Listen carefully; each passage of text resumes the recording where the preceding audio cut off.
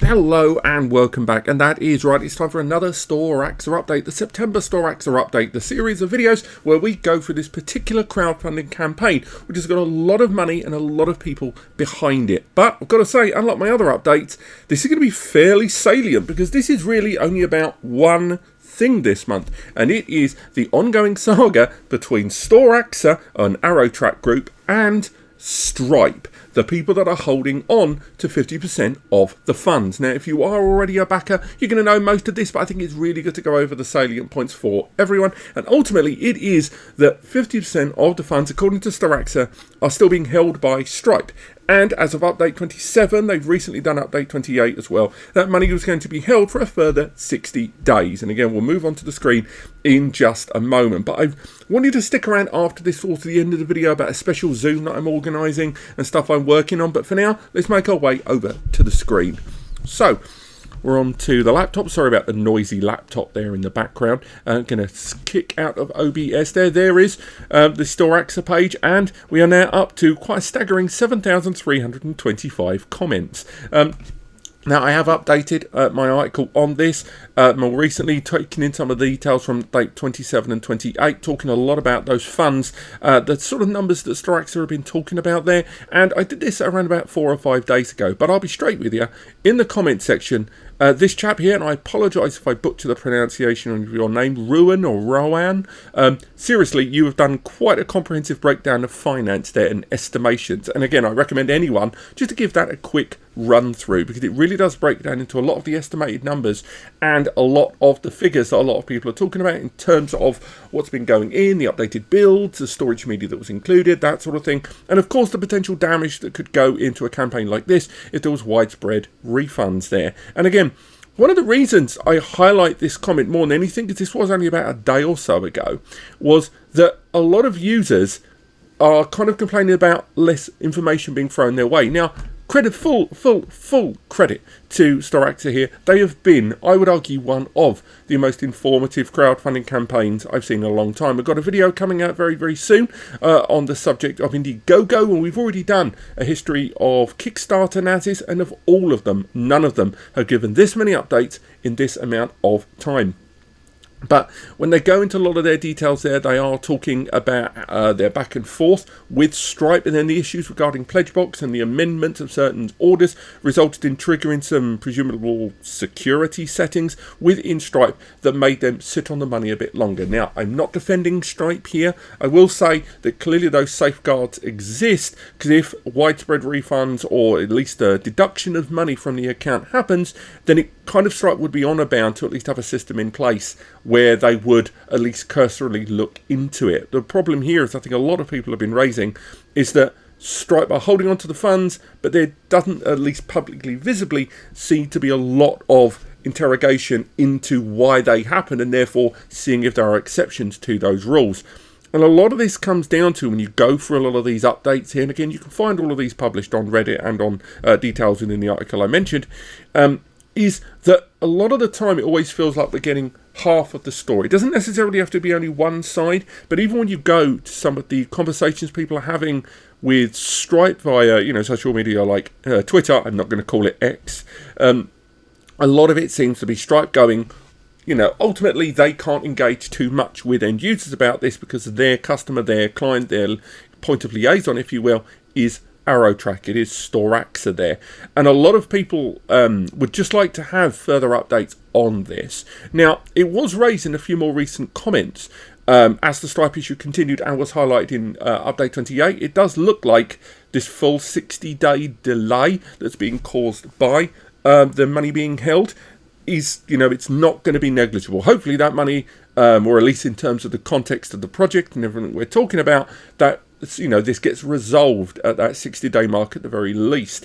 But I would say that right now it's moving on to other question marks around that money going towards suppliers, going towards the raw materials that are being sourced for this project. And that's something that Storaxa themselves do talk about a great deal in their update 28, where they're talking about how they're renegotiating with some of their suppliers and some of the production facilities that they've been working with, where the Storaxa individual units, all their different configurations, would have been rolled out. We'll get onto the subject of the review unit just in a moment, but Another thing I will highlight is to do with information during this process, because a lot of users, and it started to be a little more recurrent since update 28, and that is to do with if nothing's really moving forward with regard to the project. Storaxa did say they have a unit, they have got some hardware setups there, they've run a few tests. It would be nice during this period to see further information and at least further background development. We appreciate that it is a large team, or a relatively large team to a Kickstarter,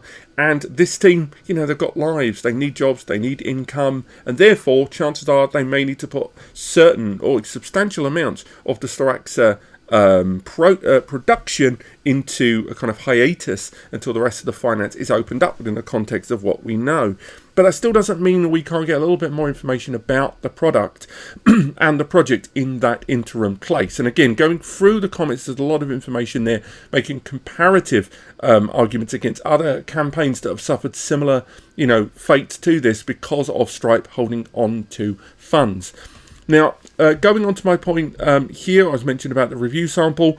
Again, the review sample we're going to receive from Storaxa appears to be delayed as well, and totally cool with that. You should be cool with that as well. Ultimately, we don't want to receive a unit here, myself and Eddie at NAS Compares, that is not representative of what the finished product could be, and therefore supplying a unit that may not even be similar to the finished product, that's no good to anyone. So I completely understand why they didn't send that unit. We will wait for as long as it takes.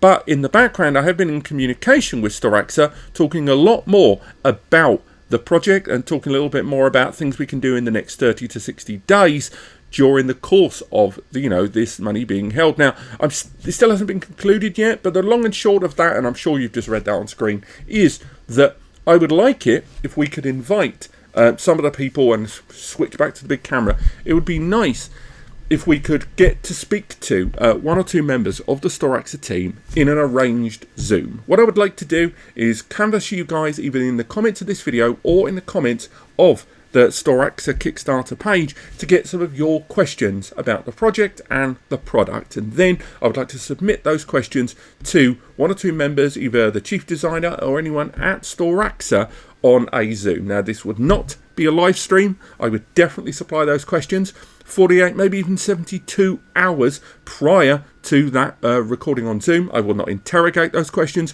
I will not question the answers. It is about them answering your questions on that Zoom. Now, there's no guarantee that's going to happen. First and foremost, let's be honest, we are still talking about a product in development. There may be certain elements that are proprietary, there may be certain elements that would rather not share. In the same way they are not sharing documentation towards some of their suppliers and dockets and invoices and stuff like that, it is arguable that they maybe not wishing to do that because it may reveal background secrets that may be detrimental to their long-term plans. Secondly, we are still talking about people based in another part of the world, and given that I can, I would say 80, sometimes on a good day, 81% fluent in English, it is fair to understand that putting someone from the other side of the world where English may not be their primary language, putting them on a Zoom where they have to defend their project with such big stakes at hand, it would be understandable if they would not want to engage in that. It may misrepresent their product. They may not do a very good job of answering those questions in a way that they would feel if they were speaking in their native tongue. So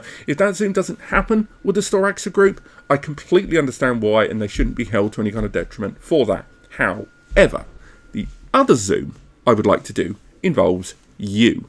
What I would like to also do for our October update, perhaps our November update, depending on timelines, what I would like to do is invite, as many of you as I can to a private Zoom. And in that Zoom, I would like us to just talk about Storaxa. We're just going to talk about, ongoing comments where people are, possibly attacking the campaign when they shouldn't, people that are defending the campaign without, good strength to stand on there in terms of their foundations.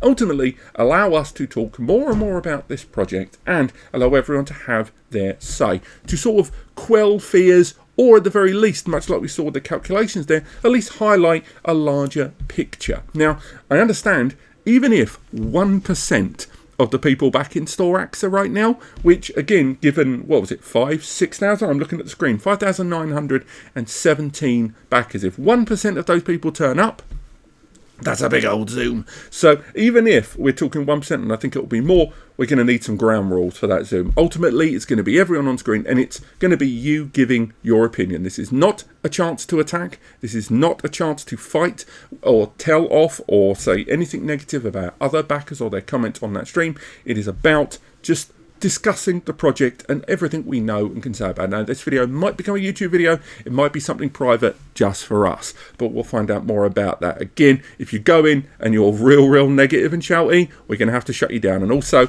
if we can get that video down to an hour or two, that'd be fantastic. But it means maybe a minute, maybe 2 minutes. We'll have to wait and see per person.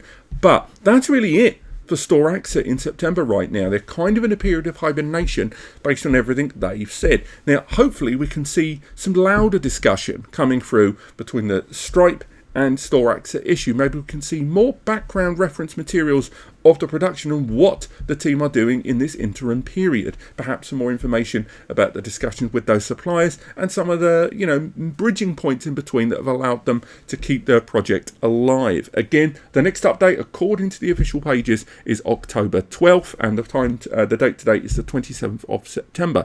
So plenty of time to see what happens in the interim. But apart from that, thank you so much for watching. I'm sorry to have been a bit light on the details, but unfortunately, we've only got 2 updates to play with there. But thank you so much for watching, and I'll see you next month.